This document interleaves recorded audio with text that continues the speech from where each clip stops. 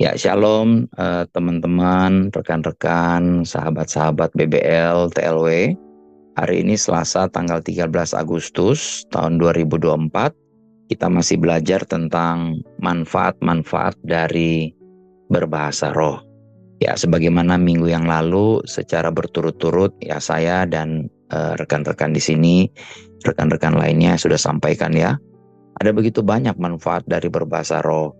Dan di hampir seluruh kitab Kisah Para Rasul ditulis bahwa pada waktu orang-orang menerima Roh Kudus, selalu secara konsisten ada manifestasi dari hadirat Allah. Hadirat Allah kita bisa rasakan, kita bisa nikmati. Nah, firman Tuhan juga mengajarkan bahwa ketika kita dipenuhi dengan Roh Kudus, kita berbicara dengan bahasa-bahasa lain, sebagaimana Roh Kudus itu memberikan kata-kata tersebut kepada kita. Tetapi kitalah yang harus mengeluarkan kata-kata tersebut. Nah, berbicara dalam bahasa roh ini merupakan bukti awal ya dari baptisan Roh Kudus. Di Kisah Para Rasul 2 ayat 4 berkata, "Maka penuhlah mereka dengan Roh Kudus. Lalu mereka mulai berbicara dalam bahasa-bahasa lain, seperti yang diberikan oleh Roh itu kepada mereka untuk mengatakannya." Berbicara dalam bahasa roh adalah hal yang unik pada masa itu. Dan bahkan sampai sekarang juga adalah hal yang unik ya. Sampai-sampai banyak orang Kristen yang menolaknya. Mengapa ini unik? Karena ketika kita sebagai orang percaya berbicara dalam bahasa roh, roh kita yang telah lahir baru yang sementara berbicara kepada Tuhan. Dan bukan pikiran kita. Nah, sebelum kita selamat, sebelum keselamatan, roh kita adalah bagian dari diri kita yang dalam tanda petik mati karena pelanggaran-pelanggaran dan dosa-dosa. Efesus 2 ayat 1 ya. Kita perlu ingat bahwa kita ini berdosa bukan karena kita berbuat dosa, tapi kita memiliki dosa yang namanya dosa keturunan, dosa dari Adam. Dan sebagaimana kita berdosa ini bukan karena perbuatan kita, tapi karena Adam, begitu juga kita diselamatkan bukan karena perbuatan kita, tetapi kita diselamatkan karena anugerah dan iman itu yang dianugerahkan kepada kita melalui kematian Yesus Kristus. Jadi sekali lagi, ketika kita menerima Yesus Kristus sebagai Tuhan Juru Selamat, kita lahir baru, roh lahir baru kita lah yang kemudian menerima baptisan, dibaptis di dalam Roh Kudus, dan mulai berkata-kata dengan bahasa-bahasa yang baru kepada Tuhan. Jadi oleh karena itu sampai kita menerima roh yang baru, di 2 Korintus 5:17, jadi siapa yang dalam Kristus, dia adalah ciptaan yang baru, yang lama sudah berlalu, sesungguhnya yang baru yang sudah datang. Jadi roh kita yang baru ini bercampur dengan Roh Kudus. Nah, sampai kita menerima roh kita yang baru ini, Roh Kudus itu nggak dapat memberi kita komunikasi supernatural ini dengan Bapa. Artinya apa? Artinya kita ini perlu lahir baru dulu, baru kita bisa menerima dibaptis oleh Roh Kudus, dan kemudian baru kita bisa berkomunikasi dengan bahasa-bahasa yang baru ini secara supernatural dengan Bapa. Pengalaman ini sudah dinubuatkan di dalam perjanjian lama ya. Nabi Yoel bernubuat tentang hal ini dalam Yoel 2 ayat 28 sampai 29. Berkata, "Kemudian daripada itu akan terjadi bahwa aku akan mencurahkan rohku ke atas semua manusia. Maka anak-anakmu laki-laki dan perempuan akan bernubuat. Orang-orangmu yang tua akan mendapat mimpi, teruna-terunamu akan mendapat penglihatan-penglihatan, juga ke atas hamba-hambamu laki-laki dan perempuan akan kucurahkan rohku pada hari-hari itu." Jadi Bapak Ibu, tidak peduli jenis kelamin, tidak peduli tua dan muda, tidak peduli apakah dia statusnya bos atau karyawan atau hamba, ya semua Tuhan curahkan Roh Kudus ini. Yesaya juga berbicara ini secara spesifik ya tentang berbicara dalam bahasa roh dalam Yesaya 28 ayat 11 sampai 12. "Sungguh oleh orang-orang yang berlogat ganjil dan oleh orang-orang yang berbahasa asing akan berbicara kepada bangsa ini. Dia yang telah berfirman kepada mereka, inilah tempat perhentian, berilah perhentian.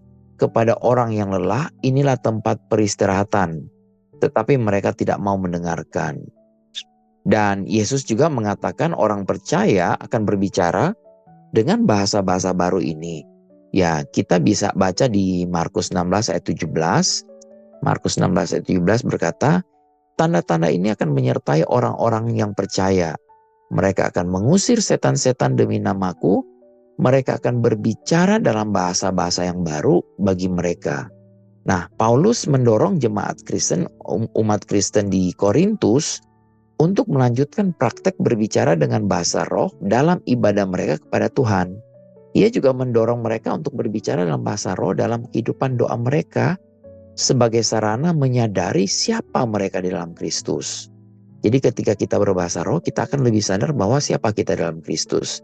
Sebagaimana Paulus mendorong jemaat di Korintus, saya juga mendorong Bapak Ibu di sini untuk berbicara, berkata-kata dalam bahasa roh lebih banyak lagi. Alkitab berkata di 1 Korintus 14 ayat 4, barang siapa yang berkata-kata dengan bahasa roh, ia membangun dirinya sendiri.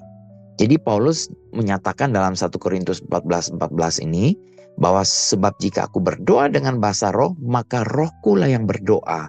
Tetapi akal budiku tidak turut berdoa. Allah adalah roh. Ketika kita berdoa dalam bahasa roh, roh kita lah yang berhubungan langsung dengan Allah yang adalah roh. Jadi ketika kita berbicara dalam bahasa roh, kita berbicara kepadanya melalui cara ilahi dan supernatural ya. Berkata-kata dengan bahasa roh membuat kita terus-menerus menyadari kehadiran Roh Kudus. Dan jika kita menyadari kehadiran Roh Kudus setiap hari, hal ini pasti akan mempengaruhi cara kita berpikir dan cara kita hidup. Berbicara dalam bahasa roh dapat menghilangkan keegoisan dalam kehidupan doa kita. Misalnya ya, jika kita berdoa dari pikiran, dan tentu saja pikiran kita ini banyak hal ya. Doa kita itu mungkin tidak berdasarkan Alkitab, tidak berdasarkan firman Tuhan. Doa kita ini menjadi doa yang egois. Nah, Paulus menulis kepada jemaat di Roma dalam Roma 8 ayat 26. Demikian juga roh membantu kita dalam kelemahan kita, sebab kita tidak tahu bagaimana sebenarnya harus berdoa. Tetapi roh sendiri berdoa untuk kita kepada Allah dengan keluhan-keluhan yang tidak terucapkan. Dalam versi King James berkata, for we do not know what we should pray for as we ought. Jadi artinya karena kita tidak tahu apa yang seharusnya kita doakan. Ya sebenarnya di sini tidak dikatakan kita tidak tahu bagaimana berdoa, karena kita diperintahkan untuk berdoa kepada Bapa dalam nama Tuhan Yesus Kristus ya. Itu di Yohanes 16 ayat 23-24. Namun hanya karena kita tahu bagaimana berdoa tidak berarti kita tidak tahu apa yang harus kita doakan. Ya, kita tidak tahu bagaimana sebenarnya apa yang seharusnya kita doakan.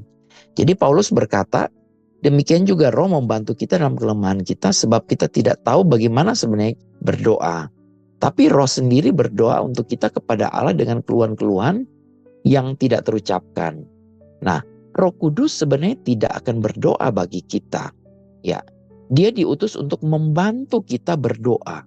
Berbicara dengan bahasa roh adalah berdoa sebagaimana Roh Kudus memberikan perkataan-perkataannya. Itu adalah doa yang diarahkan oleh Roh Kudus kepada Bapa. Nah, ayat ini sangat menguatkan bagi banyak orang percaya ya.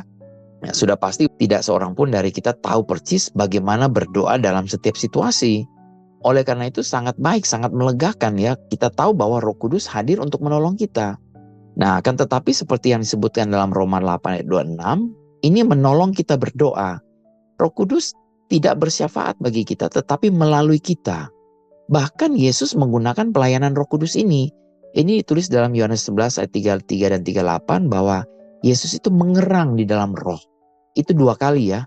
Ketika pertama itu ketika ia membangkitkan Lazarus dari antara orang mati. Nah, kelemahan apa yang Yesus miliki sehingga ia membutuhkan pelayanan Roh Kudus ini? Ya, Yesus sebenarnya tidak berdosa, tetapi dia sementara melawan di dalam pikiran fisiknya. Ya, jadi bahkan pikiran manusia yang tidak berdosa seperti Yesus ini sebenarnya terus terang tidak bisa memahami bagaimana membangkitkan seseorang dari kubur setelah 4 hari mati. Nah, kalau Yesus membutuhkan Roh Kudus untuk menolong dia ketika dia tidak tahu bagaimana berdoa, maka tentu saja ini harusnya menjadi pelayanan Roh Kudus yang penting dalam hidup kita. Berdoa berbahasa roh ini membantu kita belajar untuk lebih mempercayai Tuhan. Bahasa roh ini membangun iman seseorang untuk berbicara kepada Tuhan dalam bahasa roh. Jadi Alkitab berkata, bangunlah dirimu sendiri di atas dasar imanmu yang paling suci dan berdoalah dalam Roh Kudus. Yudas 20 ya. Jadi berbicara dalam bahasa roh ini merangsang iman. Misalnya ya, iman itu harus dilatih untuk berbicara dalam bahasa roh karena Roh Kudus secara supernatural mengarahkan kata-kata yang kita ucapkan. Coba perhatikan Bapak Ibu ya. Kita sebenarnya tidak tahu kan apa kata-kata berikutnya yang akan kita katakan, betul? Kalau kita berdoa dengan pikiran kita akan berpikir apa ya kata-kata berikut yang kita akan doakan. Tetapi ketika kita berdoa dengan bahasa roh, itu secara otomatis keluar. Kita nggak perlu mikir-mikir apa kata-kata yang berikut. Kita harus percaya kepada Tuhan untuk hal ini. Dan percaya kepada Tuhan dalam satu hal ini akan membantu kita untuk belajar percaya kepada Tuhan dalam hal-hal yang lain. Ini menyediakan cara bagi kita untuk berdoa tentang hal-hal yang tidak terpikirkan untuk didoakan. Atau bahkan kita mungkin nggak sadar. Nah, kita sudah tahu bahwa Roh Kudus membantu kita berdoa untuk situasi tertentu ketika kita nggak tahu bagaimana cara berdoa tentang situasi tersebut. Selain itu, Roh Kudus yang mengetahui segala sesuatu itu dapat membantu kita untuk kita mendoakan melalui kita, mendoakan hal-hal yang tidak kita ketahui oleh pikiran jasmani kita. Ya, dan kemudian salah satu manfaatnya itu di Yakobus 3 ayat 8 berkata, tetapi tidak seorang pun yang berkuasa menjinakkan lidah. Ia adalah sesuatu yang buas, yang tidak terkuasai dan penuh racun yang mematikan. Nah, kalau Bapak Ibu, kalau kita semua menyerahkan lidah kita kepada Roh Kudus, ini merupakan langkah besar menuju kemampuan untuk menyerahkan seluruh anggota tubuh kita kepada Tuhan. Karena jika kita dapat menyerahkan lidah kita dapat menyerahkan seluruh anggota tubuh kita kepada Tuhan, betul ya? Tidak seorang pun dapat menaklukkan lidah atau kata-katanya sendiri. Tapi melalui kuasa Roh Kudus kita dapat melakukannya. Nah, tanpa campur tangan Tuhan, lidah kita ini bagaikan lidah ular yang penuh racun. Kita bisa membunuh orang lain dan diri kita sendiri dengan lidah kita. Amsal 18 ayat 21 berkata, hidup dan mati dikuasai lidah. Siapa suka menggemakannya akan memakan buahnya. Nah, ayat ini tidak mengatakan bahwa kematian dan kehidupan serta banyak kata-kata yang tidak produktif berada dalam kuasa lidah. Hanya ada dua pilihan. Setiap kata yang kita ucapkan atau yang kita dengar diucapkan itu menghasilkan kematian atau kehidupan. Nah, Yesus berkata dalam Matius 12 ayat 36-37, setiap kata sia-sia yang diucapkan orang harus dipertanggungjawabkannya pada hari penghakiman. Karena menurut ucapanmu engkau akan dibenarkan dan menurut ucapanmu pula engkau akan dihukum. Nah, banyak orang yang tidak menyadari kuasa kata-kata mereka sendiri ketika mereka berbicara bahkan sampai mereka mati. Nah, mereka mengucapkan hal-hal negatif apapun yang mereka rasakan atau yang telah diberitahu dan tidak menyadari bahwa mereka menandatangani surat perintah kematian mereka sendiri. Jadi ini tidak hanya berlaku untuk kata-kata yang kita ucapkan, setiap kata yang kita dengar juga itu menghasilkan kehidupan atau kematian. Jadi kita tidak hanya harus mengawasi kata-kata yang kita ucapkan, tetapi juga kita perlu menjauhi atau menolak kata-kata kematian yang diucapkan orang lain buat kita. Ketika lidah kita memperkatakan bahasa roh, maka kita percaya bahwa kita sementara memperkatakan kehidupan. Apalagi di sini di doa BBL itu kita mendeklarasikan firman diselingi dengan mendeklarasikan kata-kata kehidupan ya. Nah, semakin banyak kita berkata-kata dalam bahasa roh, semakin banyak juga kita mendeklarasikan firman, semakin kita akan bisa menerima pewahyuan dari Tuhan.